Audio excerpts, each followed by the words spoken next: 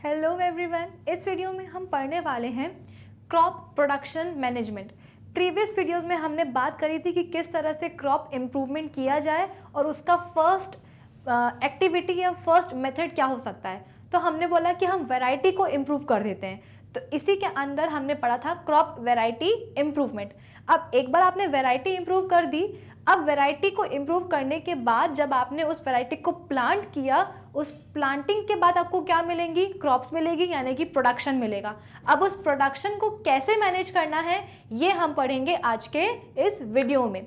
So welcome to Magnet Brains, मैं हूँ विभूति खरे। तो चलिए स्टार्ट करते हैं आज का हमारा टॉपिक क्रॉप प्रोडक्शन मैनेजमेंट के साथ। सबसे पहले तो एनसीईआरटी ने कुछ बातें हमसे बोली हैं, उन बातों को हम करेंगे discuss. In India, as in many other agricultural based countries, farming ranges from small to very large farms. India भी एक एग्रीकल्चर बेस्ड कंट्री है। बाकी कंट्रीज़ के समान इंडिया में भी काफ़ी सारा एग्रीकल्चर होता है। और अगर मैं ये बोलूँ कि majority population agricultural based activities में इंगेज्ड हैं, तो मैं बिल्कुल गलत नहीं बोलूँगी। बहुत मेजर पॉपुलेशन ऐसी है जो कि एग्रीकल्चर पे ही डिपेंड करती है अपने सर्वाइवल के लिए।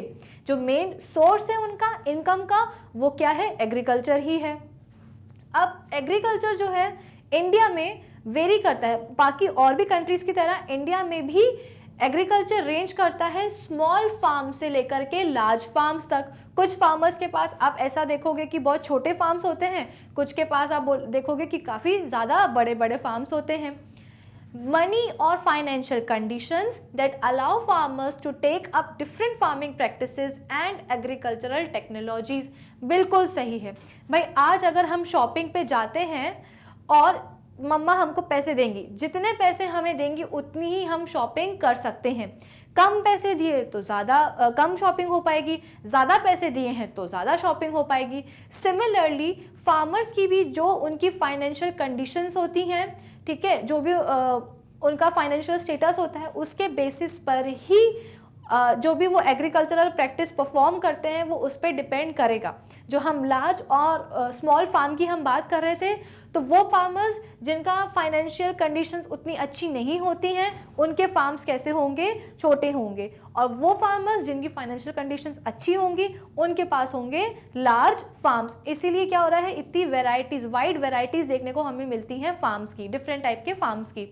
मनी और फाइनेंशियल कंडीशंस अलाउ करती हैं फार्मर्स को डिफरेंट फार्मिंग प्रैक्टिसेस यूज़ करने की और साथ ही साथ एग्रीकल्चरल टेक्नोलॉजीज़ यूज़ करने की। ऑब्वियस सी बात है, आज के टाइम पे 2020 में इतनी सारी मॉडर्न टेक्नोलॉजीज़ आ गई हैं, है ना। तरह तरह की मशीनरीज आ गई हैं जिनने क्या किया है, जो लेबर है, मैन लेबर है, उसे कम कर दिया। यानी कि अब ह्यूमन बींग्स को ज़्यादा मेहनत नहीं करनी पड़ती है, मशीन्स ही उनका ज़्यादा काम कर देती हैं। ऑब्वियस सी बात है, अगर किसी फार्मर की फाइनेंशियल कंडीशन अच्छी नहीं होगी, उनके पास ज़्यादा पैसे नहीं होंगे, तो क्या आज के टाइम पे जो डिफरेंट एग्रीकल्चरल फील्ड में जो अलग अलग मशीनरीज आ गई हैं उनको यूज़ कर पाएंगे, उनको खरीद पाएंगे? बिल्कुल भी नहीं। जो उनका स्टेटस होगा उसके अकॉर्डिंग ही वो क्या करेंगे? एग्रीकल्चरल प्रैक्टिसेस को परफॉर्म करेंगे और एग्रीकल्चरल टेक्नोलॉजीज भी वो उसी बेसिस पे अक्वायर कर पाएंगे। Next point, there is a correlation between higher inputs and yields. Of course इसको कर सकते हो आप स्टार मार्क, बिल्कुल सही बात है। इनपुट जितना आप दोगे, आउटपुट उतना बढ़ेगा। इनपुट आउटपुट वाली बात है ना। पौधे को आपने जितने अच्छे से उसका ध्यान रखा, उसको प्रॉपर सनलाइट में रखा, उसको जितना पानी दिया, उतना क्या होगा? उसमें फ्लावर्स आएंगे, फ्रूट्स आएंगे। और अगर आपने उसको ध्यान ही नहीं रखा, ज़्यादा आपने उसको अपना पानी दिया है, बिल्कुल सूखा पड़ा है 3-4 दिन तक, प्रॉपर सनलाइट में भी नहीं रखा, शेडी प्लेसेस में रख दिया, वो ग्रो नहीं कर पाएगा, उसमें फूल नहीं आ पाएंगे, फल नहीं आ पाएंगे। तो इनपुट जितना अच्छा होगा, आउटपुट भी उतना अच्छा होगा, है ना। यही तो बोल रहे हैं कि फार्मर ने जितना इनपुट अच्छा लगाया होगा, यील्ड जो क्रॉप प्रोडक्शन की होगी वो उतनी ही ज़्यादा होगी। Thus, farmers' purchasing capacity for inputs decides cropping system and production practices. Obvious सी बात है, फार्मर की जो परचेजिंग कैपेसिटी होगी, खरीदने की जितनी क्षमता होगी फार्मर की, क्या खरीदने की? इनपुट्स खरीदने की, अच्छी क्वालिटी के सीड्स वगैरह, ये सब इनपुट्स में आते हैं, है ना। तो फार्मर की जो भी खरीदने की क्षमता होगी इनपुट्स को, वो डिसाइड करेगी क्रॉपिंग सिस्टम क्या होने वाला है और प्रोडक्शन प्रैक्टिसेस क्या होने वाली हैं। Therefore production practices can be at different levels, जैसे कि नो कॉस्ट, लो कॉस्ट और high cost production practices. High cost से आपको क्या समझ में आ रहा है, लो कॉस्ट से, या लो कॉस्ट से क्या समझ में आ रहा है? हाई कॉस्ट में हम बोल सकते हैं कि अलग अलग तरह की अच्छी क्वालिटी की, अच्छी वैरायटी की क्रॉप सीड्स, अलग अलग जो एग्रीकल्चरल मशीनरीज आ गई हैं, टेक्नोलॉजीज आ गई हैं, उनका यूजेज, ये सब किस में आएगा? हाई कॉस्ट प्रोडक्शन एक्टिविटीज़ में आएगा। क्यों? क्योंकि हाई कॉस्ट प्रोडक्शन एक्टिविटीज़ में, प्रैक्टिसेस में हम बोल रहे हैं कि फार्मर की जो परचेजिंग कैपेसिटी होगी ना इनपुट्स को खरीदने की, वो क्या होगी? ज़्यादा होगी। फाइनेंशियल स्टेटस जितना होगा फार्मर का ज़्यादा, इनपुट्स वो खरीदने के लिए ज़्यादा क्षमता रखता होगा, और अगर इनपुट वो अच्छे लगाएगा तो प्रोडक्शन प्रैक्टिसेस कैसी होंगी? हाई कॉस्ट होगी। अच्छी क्वालिटी के सीड्स लेके आएगा, अच्छी डिफरेंट वैरायटीज़ के सीड्स लेके आएगा, मॉडर्न टेक्नोलॉजीज और मशीनरीज जो आ गई हैं एग्रीकल्चर के लिए उसको यूज़ करेगा। तो उस तरह की प्रोडक्शन प्रैक्टिसेस किस में आएंगी? हाई कॉस्ट में आएंगी। अब आप नो या लो कॉस्ट प्रैक्टिस, जो प्रोडक्शन प्रैक्टिसेस हैं उसको आप कैसे कर सकते हो कि भाई नो कॉस्ट में हम बोल रहे हैं कि बहुत ही पुअर कंडीशन है, फाइनेंशियल कंडीशन है फार्मर की, इनपुट्स खरीदने के लिए वो ज़्यादा, उसके पास पैसे हैं ही नहीं इन्वेस्ट करने के लिए, तो प्रोडक्शन प्रैक्टिसेस भी क्या होंगी? बहुत वीक होंगी, नो कॉस्ट होंगी। और वहीं अगर हम बात करें लो कॉस्ट की, तो मीडियोकर लेवल रहेगा, यानी कि बहुत ज़्यादा उसने इन्वेस्टमेंट भी नहीं किया है इनपुट्स में, और जिसकी वजह से जो प्रोडक्शन प्रैक्टिसेस होंगी वो भी कैसा होगी? मीडियम होगी। ठीक है, मीडियम लेवल का, ये लो, मीडियम और ये हाई लेवल का। ठीक है, तो ये कुछ पॉइंट्स हैं एनसीईआरटी में जो हमें डिस्कस करना ज़रूरी थे। ये सब प्रोडक्शन मैनेजमेंट में आते हैं, राइट। अब आगे की बात,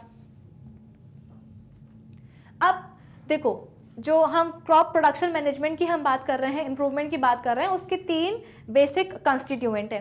सबसे पहले क्या है? न्यूट्रिएंट मैनेजमेंट है, कि आप न्यूट्रिएंट को मैनेज कैसे कर सकते हो। भाई न्यूट्रिएंट मैनेजमेंट में आता क्या है? फर्स्ट कंस्टिट्यूएंट है ये किसका? क्रॉप प्रोडक्शन मैनेजमेंट का। इस वीडियो में हम न्यूट्रिएंट मैनेजमेंट की बात करेंगे। न्यूट्रिएंट मैनेजमेंट क्या होता है? देखो, हम लिविंग बींग्स की तरह, हम ह्यूमन बींग्स की तरह प्लांट्स को भी, क्योंकि प्लांट्स भी लिविंग ऑर्गेनिजम्स होते हैं, तो इनको भी, प्लांट्स को भी इनऑर्गेनिक एलिमेंट्स की रिक्वायरमेंट होती है ग्रोथ और डेवलपमेंट के लिए, बॉडी बनाने के लिए, उसमें रिपेयर परफॉर्म करने के लिए, अदर एक्टिविटीज़ परफॉर्म करने के लिए। तो जिस तरह से हम ह्यूमन बींग्स को इनऑर्गेनिक एलिमेंट्स की रिक्वायरमेंट होती है, उसी तरह से प्लांट्स को भी इनऑर्गेनिक एलिमेंट्स की रिक्वायरमेंट होती है। और इन्हीं इनऑर्गेनिक एलिमेंट्स को हम क्या कहते हैं? इन्हें हम कहते हैं हमारे न्यूट्रिएंट्स, यानी कि प्लांट्स को भी न्यूट्रिएंट्स की रिक्वायरमेंट होती है। हमें बोला जाता है कि बैलेंस्ड डाइट लो। क्यों? क्योंकि बैलेंस्ड डाइट रिच होती है सभी न्यूट्रिएंट्स में जो कि हमारी बॉडी के लिए रिक्वायर्ड होते हैं। सिमिलरली प्लांट्स में भी न्यूट्रिएंट्स की रिक्वायरमेंट होती है। तो न्यूट्रिएंट मैनेजमेंट क्या करता है? न्यूट्रिएंट मैनेजमेंट ये मैनेज करता है कि कौन सा न्यूट्रिएंट कितने टाइम पे और कितने अमाउंट में सप्लाई किया जाना चाहिए प्लांट्स को। आई रिपीट, न्यूट्रिएंट मैनेजमेंट का क्या काम होता है? ये मैनेज करना कि कौन सा न्यूट्रिएंट, सबसे पहले तो सिलेक्शन ऑफ न्यूट्रिएंट, कितने क्वांटिटी में और कौन से टाइम पे क्रॉप प्लांट को या प्लांट को दिया जाना चाहिए। ये किसका काम होता है? न्यूट्रिएंट मैनेजमेंट का। Plants also require nutrients for growth. Nutrients are supplied to plants by air, water and soil। अब देखो, न्यूट्रिएंट जो हमने बात करी थी इनऑर्गेनिक एलिमेंट्स की, जिनको हमने न्यूट्रिएंट्स नाम दिया था, एक्चुअली 16 मेजर एलिमेंट्स हैं। 16 मेजर एलिमेंट्स हैं जिनकी रिक्वायरमेंट प्लांट्स को होती है। इनमें से कार्बन, हाइड्रोजन और ऑक्सीजन, ये इनको मिल जाता है कहाँ से? एयर से और वाटर से। ऑफ कोर्स, ऑब्वियसली कार्बन और ऑक्सीजन, जैसे कि हमने पढ़ा है कि एयर में प्रेजेंट होती है, तो कार्बन और ऑक्सीजन मिल गई एयर से। और हाइड्रोजन कहाँ से मिल जाएगा? हाइड्रोजन मिल जाएगा वाटर से, है ना। ऑक्सीजन भी मिल जाएगी वाटर से।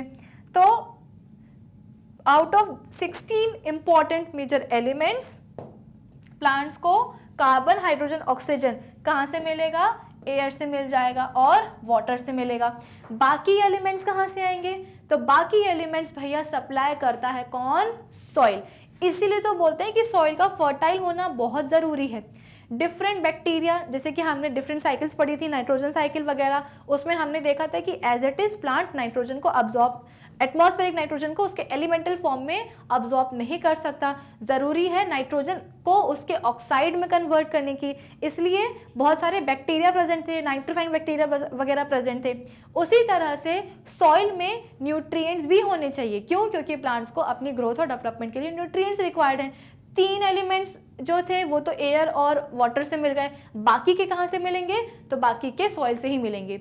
Air supplies carbon and oxygen, hydrogen comes from water and soil supplies the other 13 nutrients to the plant. हमने बात करी थी 16 की, 16 में से हमने बोला आउट ऑफ 16 3 एलिमेंट्स जो थे, 3 न्यूट्रिएंट्स जो थे वो तो एयर ने और वाटर ने दे दिए। बचे कितने? 13 कौन देगा? सॉइल देगा, right. Some are required in large quantities and therefore are called macronutrients. Macro मतलब क्या होता है? मैक्रो मतलब होता है बड़ा, लार्ज। तो वो न्यूट्रिएंट्स जिनकी रिक्वायरमेंट प्लांट बॉडीज में काफ़ी ज़्यादा क्वांटिटीज में होती है उन्हें हम कहते हैं मैक्रोन्यूट्रिएंट्स। और वो न्यूट्रिएंट्स जो कि प्लांट बॉडीज में कम क्वांटिटीज में, स्मॉल क्वांटिटीज में रिक्वायर्ड होती हैं उन्हें हम कहते हैं कौन से? माइक्रो। माइक्रो का मतलब क्या होता है? स्मॉल। तो वो एलिमेंट्स जिनकी रिक्वायरमेंट प्लांट बॉडी में ज़्यादा क्वांटिटी में होती है उन्हें हमने बोला मैक्रो, और जिनकी कम क्वांटिटी में होती है उनको हमने बोला माइक्रो न्यूट्रिएंट्स। अब यहाँ पे एक डायग्राम है, यहाँ पे आपको दिख रहा होगा मैक्रो न्यूट्रिएंट्स लिखा है और माइक्रो न्यूट्रिएंट्स लिखे हैं।